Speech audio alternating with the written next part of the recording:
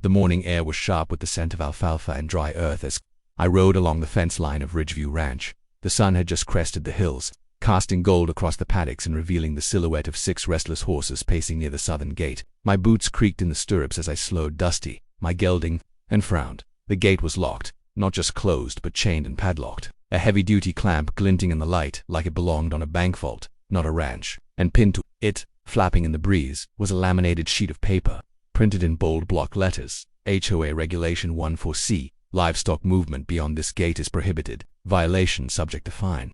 Gate access suspended pending review. I stared at it, then exhaled slowly through my nose. Karen McDoyle, president of the Ridgeview Meadow Estates HOA, former suburban real estate agent, full-time clipboard tyrant, moved in just 3 months ago, into one of those shiny prefab homes that had sprouted like weeds along the border of our family land. Her house was barely 15 yards from our easement road, a private stretch grandfathered into every map and contract in the county.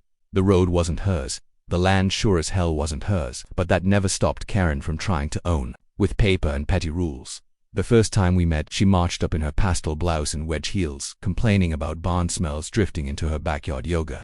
I offered her a shovel. She didn't laugh. I tried to keep peace, but Karen wasn't interested in neighborliness. She was interested in control. Over hedges, over trash cans, over the dust kicked up by my ATV, and now apparently over my horses. I swung down from Dusty and walked to the gate. Behind it, my quarter horses were anxious, sweaty. They'd been trapped without access to the water troughs inside the main paddock. The south pasture was open for grazing but not equipped for long stays. Too much sun, not enough shelter. Whoever locked them in clearly didn't understand horses, or worse, didn't care. I traced the outline of the padlock, noting that it hadn't been broken, it had been intentionally applied. I stepped back, scanned the post, and smiled grimly when I spotted the motion-triggered camera tucked into the oak overhead. The second she'd clamped that lock shut, it had caught her red-handed. But that wasn't all it triggered. I pulled out my phone and tapped an app. Sure enough, the ranch's internal alert system had been activated. Gate 3 breach, unauthorized. Lockdown. What Karen didn't know was that Ridgeview Ranch wasn't just livestock and soil, it was wired tighter than a bank. Every gate, trough, and pen fed into our central monitoring system. You tampered with one part, and it pinged the whole grid, and now her name was pinging right along with it. I took a picture of the notice for documentation, then radioed my foreman. Jace, I said, Karen just locked gate 3. Horses were trapped in the heat. There was a pause. You want me to call the sheriff? Not yet, I said. Let her dig deeper. She doesn't know what she started. No, I agreed. She really doesn't. As I walked back toward Dusty, I glanced once more at the pasture. My horses were watching me, silent, waiting, trusting that gate didn't just keep animals. It was meant to protect them from predators, from weather, from people who didn't belong on this land. Karen had crossed that line, and whether she knew it or not, she hadn't just locked a gate, she'd kicked open the door to a fight she was never prepared for. The ranch was already in motion by the time I got back to the main paddock. Jace met me at the barn with a scowl on his face and a pair of bolt cutters slung over his shoulder. You serious about waiting? He asked, brushing hay off his flannel. Because if it were up to me, I'd have that lock melted down by now. I nodded toward the laptop on the tackroom bench. The gate footage was pulled up on screen, high resolution and time-stamped. There she was, Karen McDoyle in full suburban regalia, beige slacks, visor, and a name tag, as she wrapped a chain around my wrought-iron gate and secured it like she was locking up a liquor cabinet. She didn't even try to hide it. Jace muttered, You think she knows the whole ranch is wired? If she did, I said, she wouldn't have posed for the camera. I sat down and scrolled through the footage. Karen had parked her Lexus just off the easement road, hopped out like she was delivering a package, and chained the gate in broad daylight. After slipping the printed notice through the bars, she turned and smiled smugly at the camera. My camera. This isn't about noise complaints anymore, I said. This is about sending a message. She wants to prove she's in charge. Jace snorted. Of what? The dust. She thinks this ranch threatens her illusion of control. The wild, the untrimmed, the unpredictable. Jace tapped the screen. So what now? We give her a chance to trip over her own leash. The first step was releasing the horses. We hopped in the Polaris and made for the south gate. Dusty galloped beside us, as though sensing the tension in the air. When we arrived, the horses perked up, nickering as we approached. They were sweaty and agitated, tails flicking at invisible flies. Jace didn't wait. He clipped the padlock with one sharp snap, and the gate creaked open, one by one. The horses trotted through, Dusty among them, heading toward the water troughs with renewed energy. We followed behind, silent. She's lucky, Jace muttered, that they weren't out here any longer. I knew what he meant. Dehydration in a pasture like that could go from mild to deadly in hours, and Karen, in her quest for quiet and order, had endangered lives. Real ones. Breathing, living creatures. That was more than a line crossed. That was personal. By the time we got back to the barn, the county planning website had already updated. I'd filed an emergency injunction earlier that morning, just in case Karen doubled down. It was now marked as pending review, which meant she'd soon be receiving official notice that her HOA had no legal standing over my gates, my land, or my livestock still. That didn't mean the fight was over. People like Karen didn't back down because of paperwork, they doubled down. And sure enough, she returned, not with apologies but with backup. Late that afternoon, a convoy of golf carts, yes, golf carts, rolled down the easement road, kicking up little clouds of dust as they approached. Karen stood tall in the front one, flanked by two clipboard-toting HOA volunteers. They wore matching polo shirts, all smiles and self-importance. I stood at the gate, arms crossed, waiting. "Mr. Walker," Karen called out, her voice sugary but strained. "We're here to issue a formal citation for non-compliance with HOA livestock boundary regulations." I didn't move. "This isn't your jurisdiction." She laughed lightly, like I'd just misunderstood my own deed. "The easement road gives the community shared access, and that gate creates a liability issue for Ridgeview Meadows. We've simply secured it." Jay stepped beside me, arms folded. "By locking animals in the sun," Karen waved him off, "we acted in the interest of public safety. We don't need your consent." That's when I pulled out my phone. I tapped the screen and turned it toward her. The image froze on her face mid-smirk as she fastened the lock with her own hands. Her expression faltered. "You recorded me?" "No," I said, voice low. "The ranch recorded you. It does that when people trespass." For a beat she didn't say a word.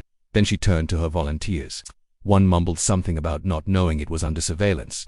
The other stared down at his clipboard like it was suddenly very interesting. "You'll be hearing from my attorney," Karen snapped, face reddening. "Good," I said. "So will the sheriff." As they rolled away, slower now, quieter, the sun began to dip behind the hills. The gate swung open behind me. But I didn't look back. Karen had started a battle thinking it would be won with rules and printouts. She'd forgotten where she was. This wasn't her suburb anymore. This was 3 days passed in tense silence. Karen didn't return.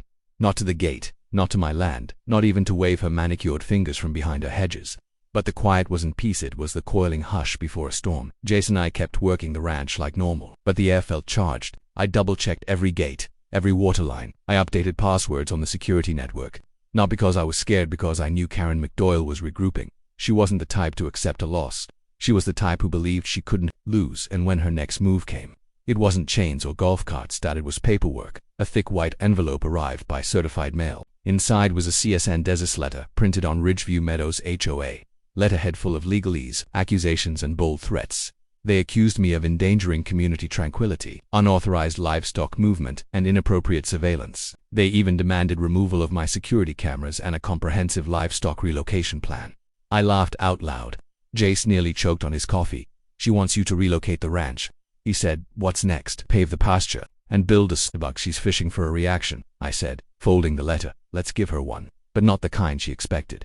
I didn't rant. I didn't storm into her cul-de-sac. Instead, I sent everything: her letter, my footage, and a full history of the property deeds to my lawyer, Franklin Barron, a nonsense land attorney with a mind like a bear trap and a heart colder than Wyoming steel. "She's playing legal dress-up," he said after reviewing it. "Her HOA has zero jurisdiction. Not over easement roads. Not over your fencing. Not over livestock." "Want me to bury her?" "Not yet," I said. "I want her to see what she's up against." I gave him the green light to file 2 things. 1. Cease and desist against Karen for trespassing and interfering with livestock. Care 2. A formal request to the county for an audit of Ridgeview Meadows HOA compliance procedures. A few days later, Franklin copied me on the email. The county accepted the audit request, and that's when things started to unravel for Karen. First, a local news blog picked up the story. HOA president accused of locking ranch animals behind unauthorized gate, and ran with it. Nothing viral, but enough to get whispered around grocery aisles and parent-teacher meetings. Her curated image of suburban perfection began to crack. Then came the knock at my door. George Sheriff Boyd. He'd been a friend of my father, back when men settled disputes with handshakes and whiskey. Now he stood in my entryway, hat in hand, expression unreadable. "Got a request to follow up on some property interference," he said calmly. "Mind if I take a look at that footage?" I played it for him, every frame. Karen walking onto the ranch, locking the gate, walking off like she owned the dirt under her shoes. When the video ended, Boyd whistled low. "She really did it," he muttered. I figured it was exaggerated. "Nope. She locked 6 horses in an open pasture during a 92-degree heat spike." He nodded. "That's criminal endangerment under state livestock code. You gonna charge her?" "I will if she doesn't back off. She files one more false claim, she'll be cited." I leaned back against the post, arms folded. "Good. She's about to get a lot more than she bargained for." That evening I saddled up and rode the perimeter like I always did, but this time I took the long way.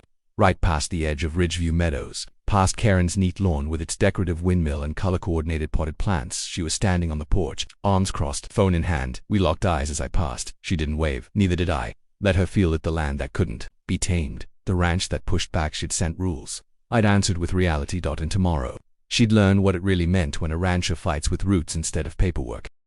Karen's reckoning arrived not with sirens, but silence. A week after the audit notice hit her inbox, Ridgeview Meadows held an emergency board meeting. It was supposed to be private only for HOA members, but in a town like ours, news flows faster than the creek after a storm. Word got out, chairs were filled, eyes turned. Karen stood at the front of the clubhouse, blazer pressed, jaw tight, flanked by the same volunteers who once followed her like ducklings. But now, they were quiet.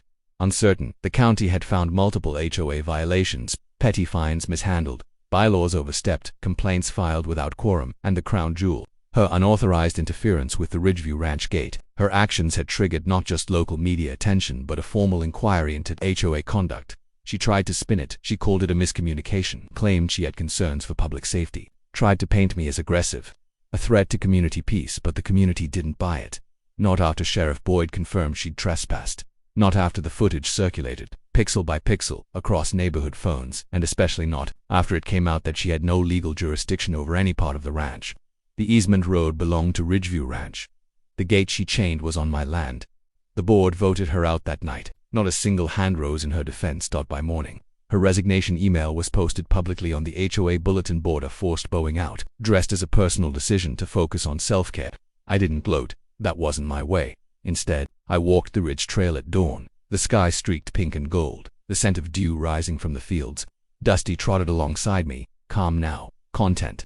The ranch was breathing again, free of the tension that had hung like smoke over its gates. The south fence, the gate Karen once locked, now swung freely. I'd replaced the old chain system with a smart latch and a fresh security camera, one that notified me.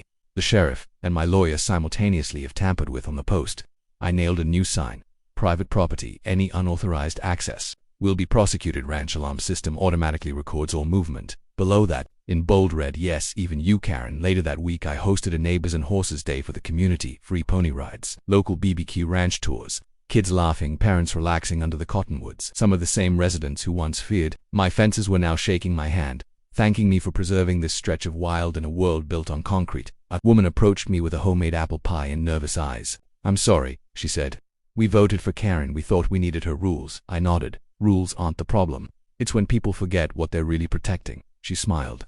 "Guess you reminded us." As the sun sank behind the hills, casting orange fire across the pasture, I stood at the porch of the ranch house and looked out at everything my family had built generation by generation, fence post by fence post. Karen thought she was defending order, but this land had always had order, its own kind, one you earn with dirt under your nails and respect in your bones. She had mistaken power for purpose and learned too late that you can't chain down a legacy. Not here, not on Ridgeview Ranch.